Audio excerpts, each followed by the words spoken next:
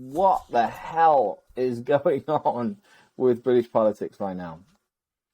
British politics, no one really knows. It's Wednesday, and as the news today was telling us, there's now a delay on the latest kind of budget announcement from Chancellor Jeremy Hunt, who will be staying as Chancellor, for what it's worth. He was there under the end of the old government, but will be carrying on for this one. He's been attempting to effectively stabilise things after the quote-unquote mini-budget from Liz Truss and Kwasi Kwarteng that we talked about a few times on this show, actually, before.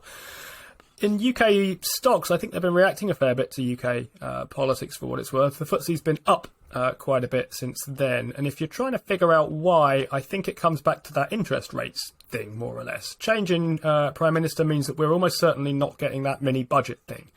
And that mini-budget thing was basically quite a lot of spending on stuff like energy bills and quite a lot of tax cuts, most of which were going to be funded by borrowing. And borrowing is likely to mean inflation. And inflation is likely to mean higher interest rates, and the prospect of higher interest rates, as we know, pushes down stocks. So if you're wondering why the UK stocks have been moving higher for most of this week, last time I looked, they were basically back at the level they were at before the announcement of that mini-budget. That's my idea about why that is. The market's no longer as afraid of higher interest rates as it was before, because a lot of the kind of financial plan that was likely to cause higher interest rates appears to have gone away. There's still a huge amount of headwind to deal with here. I said that US inflation was running at 8.2. I think the last UK count was 10.1%. This is a very, very long way away from 2%. So I'm not expecting this particular FTSE rally to kind of continue, the kind of upswing we've seen since Rishi Sunak took charge. But it makes sense to me that it's made it to where it has so far, or at least that's how I make sense of it in my head. Well, looking at what Rishi's done here is essentially he's seen as a steady hand, and I would say the vast majority of the people in this cabinet are also steady hands, or at least old hands, in terms of a lot of these people have seen cabinet action before, not the sort of cabinet action bit of IKEA that the old health secretary was getting. But I think what we're seeing here is essentially what the Tories are going for is steady hands, probably not too much controversy, not too much change. I would expect this to be more a continuation of the sort of things Rishi was pushing as Chancellor, being carried on into what he will do as leader. I sense that Hunt will just be pushing Rishi policies. Must be strange for Hunt because I don't think he's got anything to do with economics. So to have somebody who is sort of the ex-Chancellor and very interested in economics, sort of like breathing down your neck, I think he might be sort of micromanaging the hell out of him, which is probably why if you look at the BBC website, Hunt looks so terrified. But in terms of FTSE stocks, the pound strengthening as well, which is one of the things to consider. The pound strengthening obviously can help some FTSE stocks depending on where they get their earnings from. But in terms of a cabinet, it just looks more well-rounded, and I think that's probably what we're going to hear when they finally do release this budget. It's going to be less craziness and probably more of what we expect. Giving some confidence to the markets is kind of where we're looking at there. I mean, Jeremy Hunt, definitely no real economics other than bending over the NHS for 10 years, really. Yes, I agree. I think he's been put there because Rishi wants to. It's number one on the list. Rishi is probably the best man for that job, to be honest, and he's probably going to micromanage it, like you said. But I do think, there's my theory that Rishi Sunak's just in there as a caretaker with the eventuality that one of the other two, Boris or Penny, is going to actually be in there for the next general election. They're the ones which are going to push the new Conservative style front there. I think this is all a long tactical game, and they are just kind of placeholding to try and get through this mess. There's two ways out of this, really. There's fix it, which is pretty tough job, or cash out, which is going to be the thing. So make it very hard for the next Labour government, who is likely to come in, to make any real progress, and also give a bit to yourself on the side. Well, you're going to.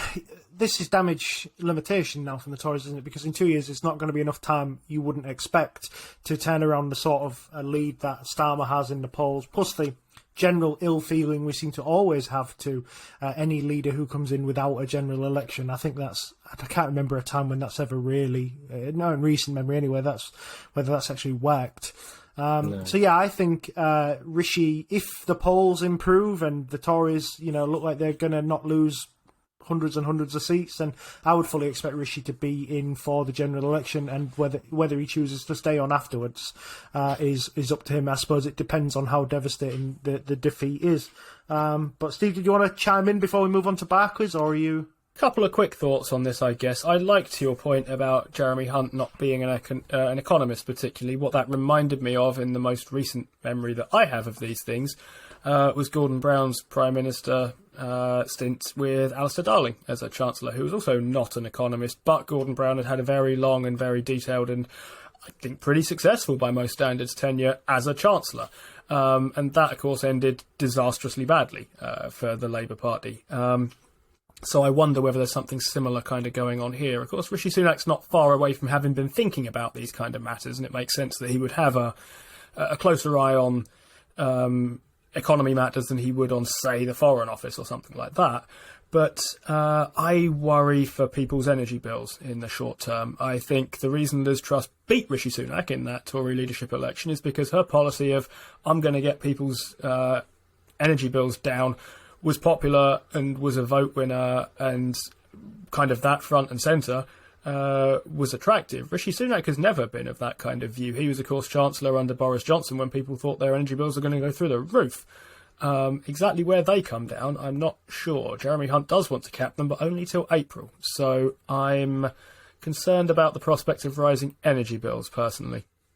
It depends where they're getting this from, because I don't know if you've seen gas prices at the moment, but gas prices are down quite heavily. They're almost at pre-COVID levels now, and this is because of a storage. It's actually uncommonly known that we've got more storage as a European body. It's mainly Germany that's the one that's storing at the moment. But as far as storage goes, on land and on the sea, we've got more gas storage supply than we've ever actually used in a single winter, and they're almost at 96% right now. There's a lot of offshore gas ships, basically just either on slow, they call it a slow burn or a slow navigation, or they're completely anchored, and they are just sitting waiting in storage. This is bringing gas prices down, and it's actually very quietly. I don't know why it hasn't made bigger news, but it's quite a good sign that we're ready for the winter. We've managed to store up some gas, and we might not be as reliant on Russian gas over the winter as we first thought. But this is American gas. Also, key to note as well that they're actually forecasting quite a mild winter across Europe as well. So they think that we may not actually use as much gas as we think we have. But that is the main headline that's gone out, is that it's the mild winter that's doing these gas prices.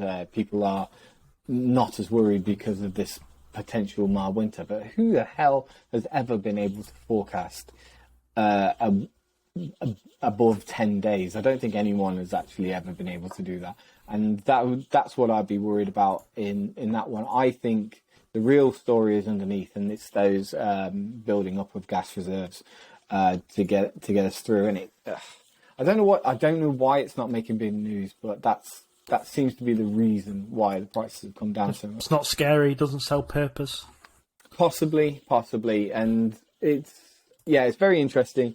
It means that Gazprom is going to have a lot of problems with its profits, and it vicariously puts pressure on Russia at the same time, because they aren't able to sell at a higher spot price to third world countries and China and things like that. So you can see why it's been done and why the strategy has been put in place. But as far as energy prices go, I think they can cap over the winter without much problem as far as debt goes.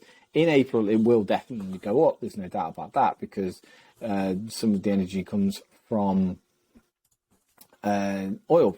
and we're still lacking space in that on that front at the moment.